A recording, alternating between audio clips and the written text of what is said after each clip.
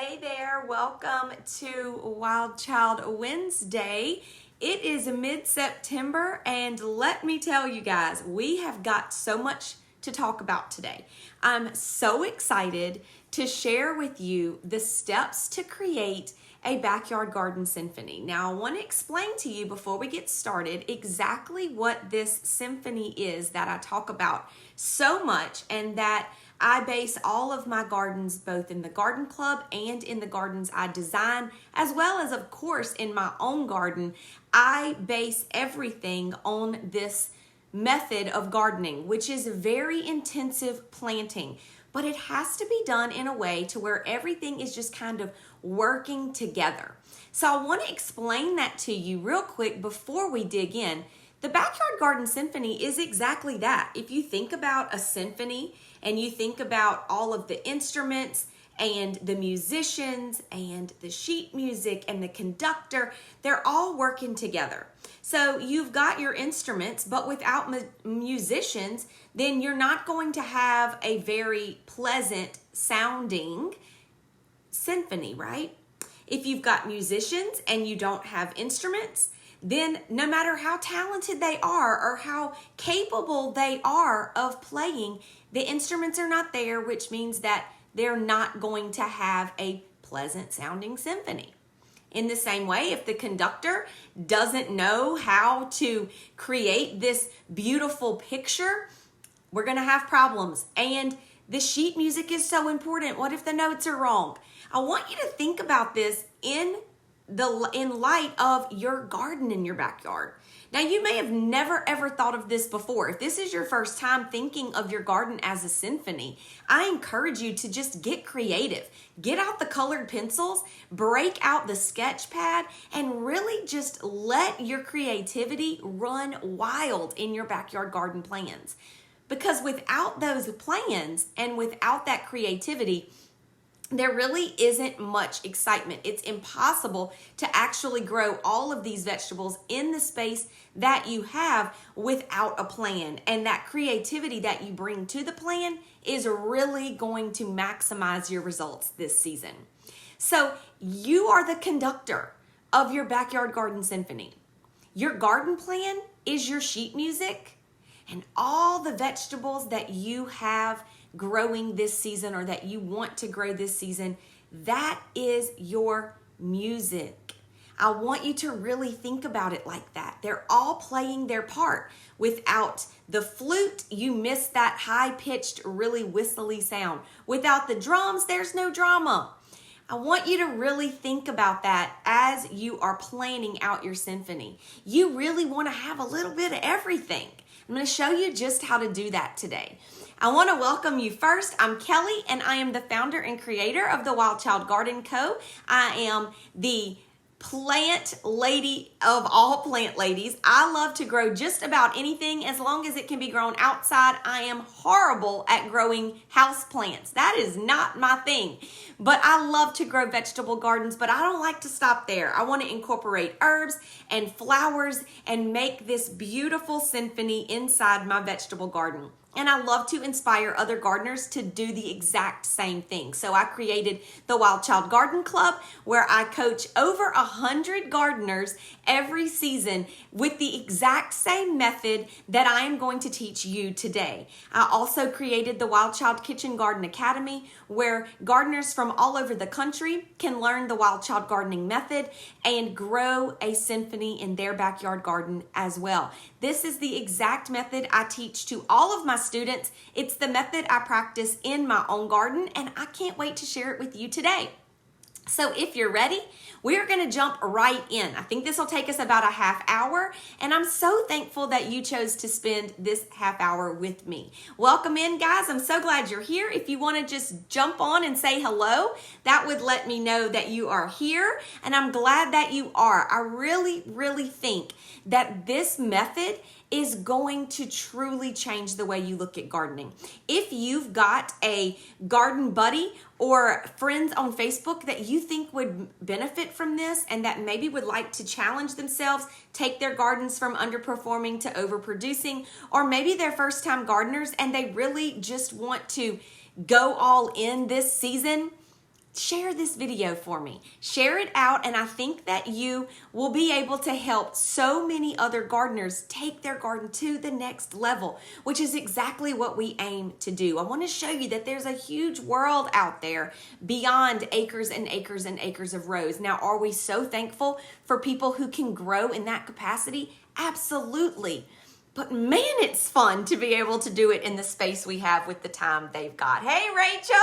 Hey, Monica. Rachel, thank you. Hey, Lindsay. I'm so glad that y'all are here, guys. I really think that this is a game changer. When I first started gardening, I just put down what everybody told me to put down. I followed the spacing on the seed packets. I did all of the things that I thought I was supposed to do, and my garden still failed season after season. And then I learned that there are ways to bend the rules. And as a wild child gardener, that's exactly what I hope I can encourage you to do. Get creative, bend the rules a little bit, and have some fun. You know what? If it doesn't work, it doesn't work. And that is okay. You can always pull something up. You can always replace it with something else later on. And at the very worst case scenario, you can jot this down in your garden journal and know better for next year. Gardening is a journey, guys. It's not a one and done. It's not a sprint. It's a marathon. Thomas Jefferson said he was an old man, but a young gardener. That's because even after gardening for years and years and years, you're still not going to know it all. That's what makes it so amazing. So let me take your garden to the next level and let me show you how to create this backyard garden symphony. The heirlooms are in the house. Hey, Megan. So the heirlooms are also called the OGs. They are the original members of the garden club. I'm so excited that you guys are here. They are embarking on their second fall season with me, and I am so thankful for them. So we have levels, and we've got the OGs and the heirlooms, the seedlings and the sprouts who are brand new this season, and we have over 25 new gardeners in the garden club for fall. I hope that you tune in, guys. I'm super, super excited. So let's get going. I hope you've got a pencil and some paper. You're going to need it.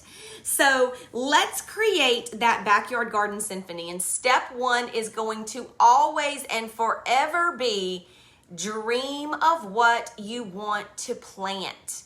I want you to take an afternoon, an early morning, a late night, sit down with a pen and paper and write every vegetable you'd love to grow this season. If you need a place to start, scroll a few posts back. I posted the cool season vegetables I'm going to be growing in September, planting in September, growing for this season. Take a look at those. See what you would love to plant, but don't stop there. Get creative. Think about things that may not even be on that list. Something we always say in the garden club is we grow our tried and trues. We fill our garden with those vegetables that we know grow well here, that we love to eat, and that we love to grow. The second thing, we always want to put in vegetables that we want to try. This season in the garden club, we're trying artichokes. We're all going to grow artichokes this season. And most of us, it's going to be for our very first time. Something that you want to try makes it so exciting. And finally, the third group of vegetables that you want to put on here are some that just might scare you a little. Last season, those were Brussels sprouts for me. I had never grown Brussels sprouts before. I was very intimidated by them. I didn't really understand how they grew, and we grew them. And it was so much fun. They scared me a little, but I got out there and I planted them. And the first season I grew them, were they perfect? No, but I learned so much. And now this season, I've got 3 varieties of Brussels sprouts going into my garden this month. It's a learning experience, guys. It's a journey. So you want to start first by just jotting down these vegetables that you would love to grow. Broccoli, Brussels sprouts, cauliflower, cabbage, kale, chard, mustard greens, collard greens. There's so many. Don't forget about the root vegetables like beets and carrots, radishes and turnips, lettuces, all kinds of greens, spinach. There's so much to grow in the fall season, and we are very blessed because in South Louisiana, we have a 52-week garden season.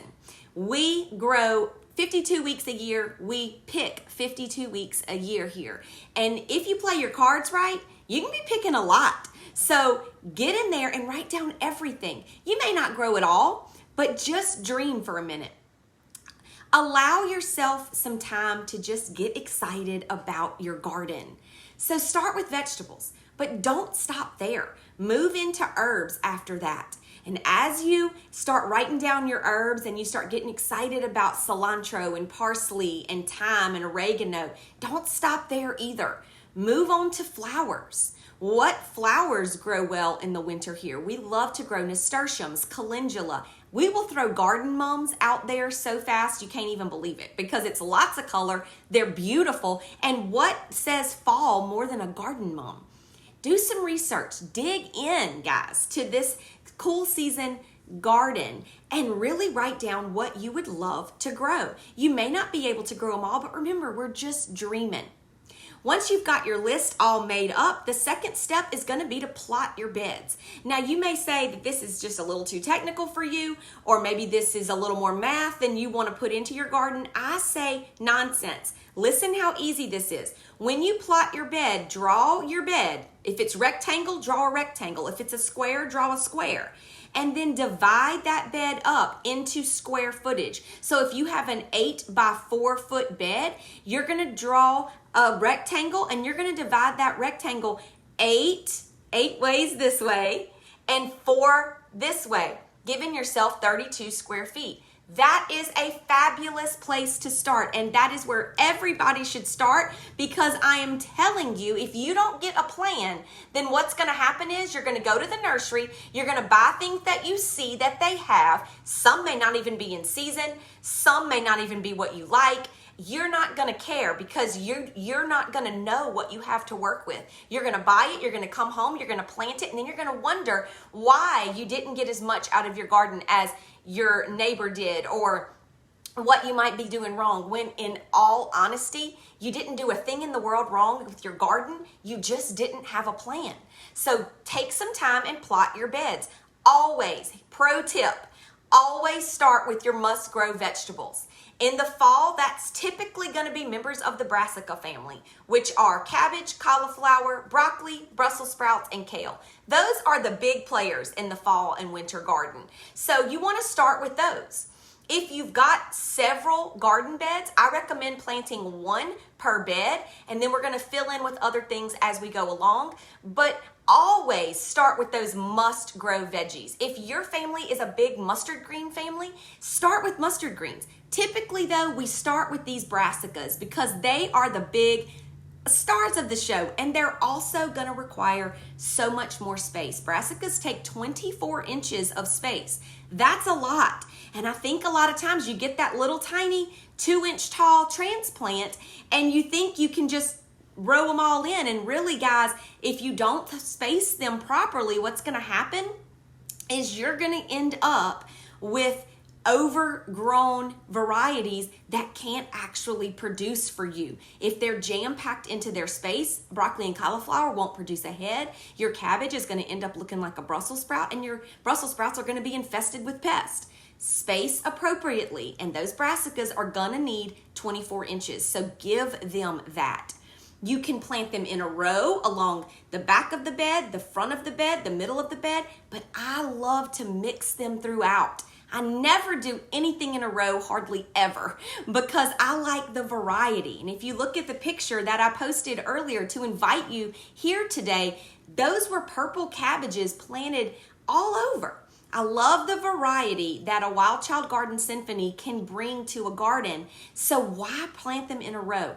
Of course, if you have a little bit of space, or if you're planting Brussels sprouts, they do great along the back of the bed. They are the exception to the row rule. So plant your brassicas along the back of your bed. They're going to grow tall, so you'll have plenty of room in front of them to grow other things that you want. Get creative. You may find that your positioning didn't work this season. That's okay. But you always want to start with these must-grow veggies. So once you've got those in place in your graph, in your chart, in your sketch that you've got of your garden beds, then move on to the other vegetables you might want to grow. We're going to pair those up with the vegetable that's kind of the dominant vegetable in the bed. So maybe you want to add in chard, or maybe you want to add in beets, or maybe some lettuce, spinach. Whatever that is, you can start placing those in. Now, a quick Google search will help you determine how much space each of those vegetables need, but I did just add the Wild Child Cool Season Planting Guide to the library at releaseyourinnerwildchild.com. This Cool Season Planting Guide is gold. It's going to have everything you need to plan a successful backyard garden. It's got spacing. It's got my favorite varieties. It's got how many plants you should plant per person, when you should plant them in zones 8 and 9.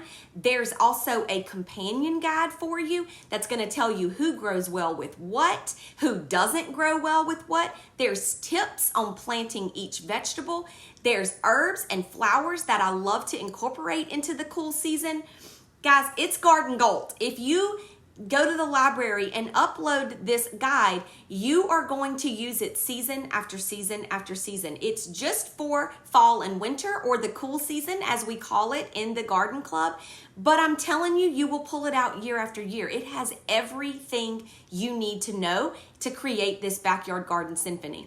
That's going to be in the library at releaseyourinnerwildchild.com. But of course, you can Google this information. But I would recommend, don't just Google and go with one source. Lots of websites are not going to take into account our Louisiana growing climate. A lot of places don't have humidity. A lot of places don't get the moisture that we do. So look around and know your grow zone. Know what zone you're actually going to be growing in. For most of us in South Louisiana, it's 8 or 9. So find a gardener and gardening websites that are experts in this grow zone. You don't want somebody in Minnesota telling you how to plant your cauliflower. No offense to Minnesota gardeners, but they just grow very differently from us. So don't go with the first thing that pops up. Do your research, or take a look at the Wild Child Cool Season Planting Guide at releaseyourinnerwildchild.com in the library. But you want to make sure that you're spacing them properly. And that was my whole point here.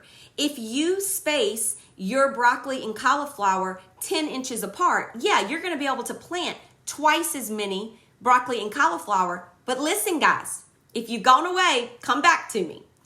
If you don't space properly and you squeeze in, broccoli and cauliflower at 10 inches apiece instead of 24, you're going to have double the broccoli and cauliflower and half the harvest. I want you to understand that. You're going to have double the plants and half the harvest.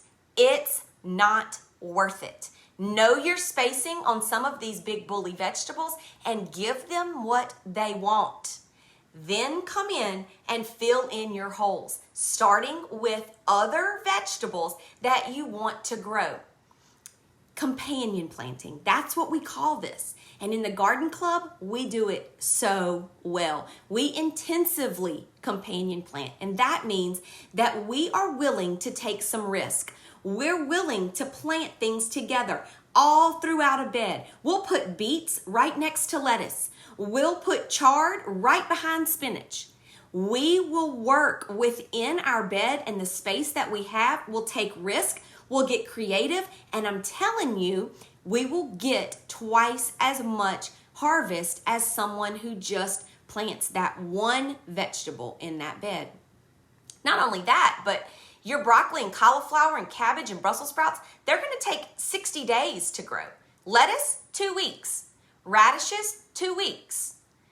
What I'm telling you is you can be picking lettuce while you're waiting for your cauliflower to get big. And then guess what? If the cauliflower smothers out the lettuce 80 days in, okay, you've gotten months of lettuce. Pull the lettuce up, go on about your business. Take some risks in your garden. I'm telling you, it will pay off for you, and you will have joy in your garden like you've never had before. The fourth and final step in creating your backyard garden symphony is to finish up with herbs and flowers. These are kind of the cherry on top. And while the flower selection is going to be much, much smaller in the fall and winter seasons, there's still plenty of flowers you can grow. Don't just stop at vegetables. Add in those herbs and add in those flowers for a show stopper in your backyard. Guys, once you've got your vegetables plotted, then come in and fill in the corners with some herbs and flowers. Fill in those empty spaces. What you're going to find is that these plants are going to do what they're going to do. Guys, they are hardwired in their DNA to grow. And that's what they're going to try to do. The only real problem you have is that if you're growing something that doesn't get along with its neighbor. But if everybody gets along, they'll fight it out for their space. Sometimes you may end up with a plant that's just not strong enough and he can't get to the top. But remember, if you started with your must-grow vegetables, you're not sacrificing them. They got put in and they got their appropriate amount of space. If you start with your must-grow vegetables, they will never be what you say doesn't work. It will always be the secondary vegetables, and then most likely it's going to be your herbs. But guess what is the great thing about herbs? Herbs are cut and come again. The more you cut, the more they grow. If you plant them in a place where they can inch out and get sunlight, then they're going to keep on growing for you. You're going to keep on cutting. They're going to keep on growing. Plant your herbs and flowers last so that you can fill in the gaps. One cilantro plant is going to give you plenty of cilantro for the season. Here's my pro tip. Pick several spots within your garden bed and plant that cilantro. If you end up with 4 or 5 plants and 3 make it, then you've got more cilantro than you know what to do with, don't you? Always try them in the corners, try them on the edges of the beds, and then fill in the gaps with those herbs and flowers. I'm telling you, you will be amazed. One more tip for you before we go. Make sure that you plant these herbs and flowers as transplants. Most of what we're talking about today will need to be planted as a transplant to give you the best bang for your buck for the season. But I want you to consider a big old cabbage. And you know what that looks like. He needs 24 inches of space and he's going to get big. If you plant him as a transplant and a seed of lettuce right next to him, by the time that lettuce germinates, you're already a week and a half behind. Don't do that. Instead, plant your transplants into the garden in between the cabbages, all mixed in and beautiful.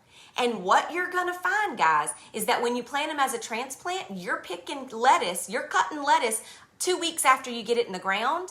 Your cabbage is just growing slow. You're getting plenty of lettuce. If you plant it as a seed, it will never catch up and that cabbage is going to smother it out. But always plant these herbs and flowers more than anything. I know I used lettuce for an example. That could have been cilantro, that could have been parsley, that could have been dill or thyme or oregano. Plant those from transplants, except for cilantro. Cilantro does not like to be moved, so try to plant those as seeds if you can and give them plenty of room to spread their wings. Guys, I hope that this has been helpful for you today. If it sounds amazing, but a little bit overwhelming, it doesn't have to be. First and foremost, your garden does not have to be perfect. Second, it is a learning process. Third, it is your space, guys. It is your space. Make it what you want it to be. Even if that means that we have to come in and pull out some vegetables that don't necessarily work well like we thought they would, it's okay. You're planting so much more in this bed that if you have to pull out one plant, you still have 6 or 7.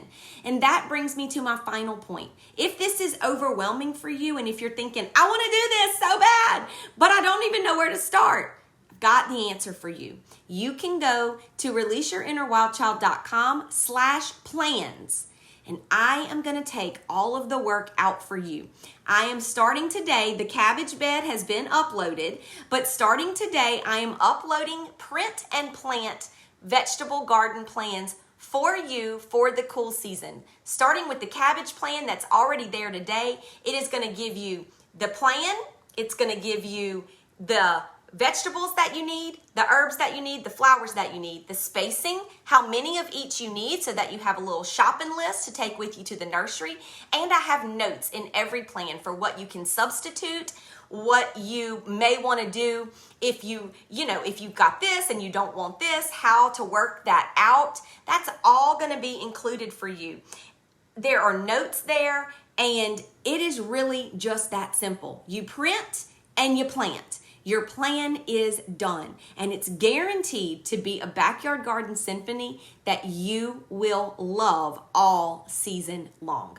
You can get your plans at releaseyourinnerwildchild.com/plans, and the cabbage plan has been uploaded already today, but the broccoli, cauliflower, Brussels sprouts, and kale plans are following soon behind. And if you're not already, sign up for my email list at releaseyourinnerwildchild.com. I am doing a webinar at the end of the month called Salad School. This is a free webinar to teach you how to grow greens for salads and what to plant together in order to give you the most gorgeous salad garden that you have ever had. If you have never gardened before and you really just want to start small, this is where it's at, you guys. You can do these gardens in pots. My personal favorite is to do them in big metal tubs. They're gorgeous, they're easy, and they will give you joy all season long. But you need the link to join us at Salad School at the end of the month. So if you have not already, join our email list at releaseyourinnerwildchild.com. When you join, you're also going to get the 4 steps to creating the backyard symphony that I talked about today in a PDF. So if you want to have that to refer back to, that's going to come to you as soon as you join our email list. I hope that this has been helpful for you. I hope that you feel inspired, excited, and really just ready to change the look of your garden. I'm telling you guys, there's so much more to a vegetable garden than vegetables in rows. Let me open up your world to that, even if it's just one small planter. I'm telling you, it will bring you more joy than you know. I thank you so much for joining today. You can get all of the details of everything we've talked about at releaseyourinnerwildchild.com, and I hope you get out there and release your inner wild child. I'm telling you, it will heal your soul. Thank you so much for joining, guys, and I will see you next week.